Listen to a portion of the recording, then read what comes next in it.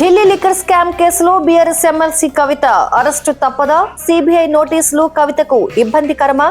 హుటాహుటిన స్పందించిన కవిత సిబిఐ అధికారులకు ఎందుకు లేఖ రాశారు? కవిత సిబిఐ విచారణకు వస్తారా రారా? ఈ ప్రశ్నలకు పూర్తి సమాధానాలు కావాలంటే వీడియోను పూర్తిగా చూడండి. ఢిల్లీ మద్యం కేసులో ఎమ్మెల్సీ కల్వకుంట్ల కవితకు కేంద్ర దర్యాప్తు సంస్థ నోటీసులు జారీ చేసింది. తమ ముందు హాజరు కావాలని ఆదేశాలు ఇచ్చింది. దీనికి స్పందించిన కవిత ఈ నెల 26న విచారణకు హాజరు కాలేనని సిబిఐకి లేఖ రాసింది. కావాలంటే వర్చువల్ గా అందుబాటులో ఉంటానని చెప్పుకొచ్చారు. ఈ నోటీసుల పట్ల తనకు అనుమానాలున్నాయని ప్రస్తావించారు కవిత.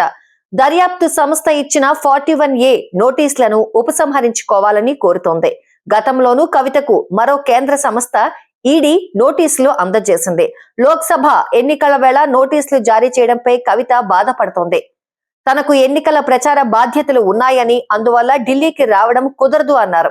సిబిఐ చెప్పినట్టుగా తన పాత్ర లేదని వాదిస్తున్న కవిత తన కేసు సుప్రీంకోర్టులో పెండింగ్ లో ఉందని లేఖలో గుర్తు చేశారు. గతంలోనూ ఈడీ నోటీసులు జారీ చేసిందని, దానిపై సుప్రీంను ఆశ్రయించినట్లు లేఖలో రాసింది.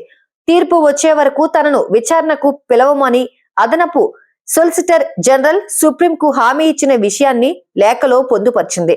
సుప్రీంకోర్టులో ఇచ్చిన హామీ సిబిఐకి కూడా వర్తిస్తుంది కదా అని కవిత అంటోంది. సిబిఐ గతంలో హైదరాబాద్ లోని తన నివాసానికి వచ్చినప్పుడు విచారణకు సహకరించాను కాబట్టి ప్రస్తుతం 17 నెలలు గ్యాప్ తీసుకుని మళ్లీ ఇప్పుడు పిలవడం ఏంటని నిలదీస్తున్నారు. తనకు ఇచ్చిన నోటీసులను రద్దు చేయాలని డిమాండ్ చేస్తున్నారు. మా వీడియో మీకు నచ్చినట్టయితే లైక్ చేయండి, షేర్ చేయండి. మా ఛానల్ ను సబ్స్క్రైబ్ చేసుకోండి.